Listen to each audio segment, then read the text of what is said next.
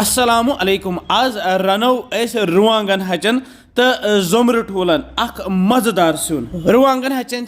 किस्मो वर सिन बनावान तो अजुक सिन तह खास तो वमेद तुह अजुक सिन पसंद पक्यू करो जल्दी जल्दी शुरू प्लेटस मज मे निम्स यम रुवांगन हच यम थ मे चरित कर साफ यह फुल प्लेट तो बेस प्लेटस पे ठूल सत्त थमित सीत तो यमन मे थमस लेदर मथ तिकाज पे तलान गसान वजन रुवांगन हच छलहोक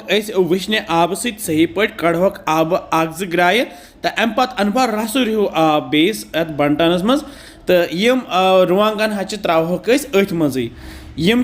थवने वन वजन बापत अथ मज बह थो पे डखन तो थवो 10-15 मिनट इथे कन 10-15 मिनट गसित कड़ मे अम मज नबर तो त्रा मे मिक्सी जारस मज तो ये बनावो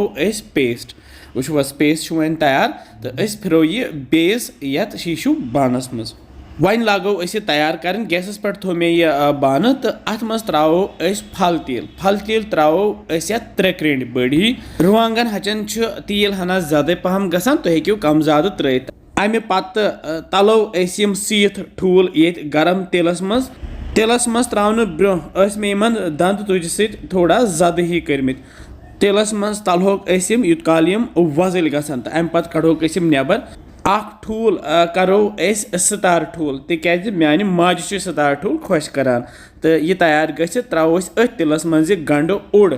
नुक नुक कर तो बे त्रो रोहन पेस्ट 3 चमच तो यह करहन तैयार ये तिलस मज तल गैस लोत तो हल्क करहन ब्राउन यह तैयार गसित रुवांगन पेस्ट अत त्रो मे आब तो यह रलावन सही पे बनवन आब हूँ तो अम पे अन मे यह छान तो छान मज फिरहन रुवांगन पेस्ट आब तो यह दिमो चमच सन खलन खलन युथ यह रस अत बोन कुन वस अत मज ोट हरियो तो यह थवो अलग कुन तिकाज पत त्रावान कुलन तल ये खाद बनान तो यह टमाटर पेस्ट करहन वन तैयार यूत काल यह पूरा आब ये श्रप आब श्रपित मोट्यो वन वह क्यूत मुट गो वन तो वन त्रो पाउडर मसाल बह त्रा ये दानवल पाउडर 1 चमच बे त्रो बादान पाउडर 1 चमच बे त्रो यह मर्चवांगन पाउडर 1.5 चमच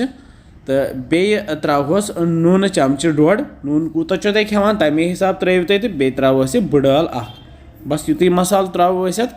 तो अमे पत रलावन सही पे लेदर बह त्रावान क्या लेदर सत लेदर हूँ बनान यह वजल वजल रोजन तो हेक्यू ये लेदर त्रित तो अमे पत त्रो ज़ोमर ठूल ये बेस तार ठूल करो सह त्रो मे ऊर तो पे त्रोस आब कप बस ज़्यादा आब त्रोस न तो अमे पत रलाव सही पे ज़ोमर ठूल ये टमाटर पेस्ट सत तो पे थोस डखन तो करहन 10-15 मिनट तैयार 10-15 मिनट गसित वन सुन तैयार मे तुल डखन थोत माशाअल्लाह वजल वजल सुन बनो जबरदस्त तो खेमो ये सुन गर्मा गर्म ततिस बतस तो वमेद तुह अजुक सुन पसंद आमुत तुह बनजो तो इंशाअल्लाह समखो बे जल्दी तुह थो पन ख्याल बिहिव रब्बस हवाल।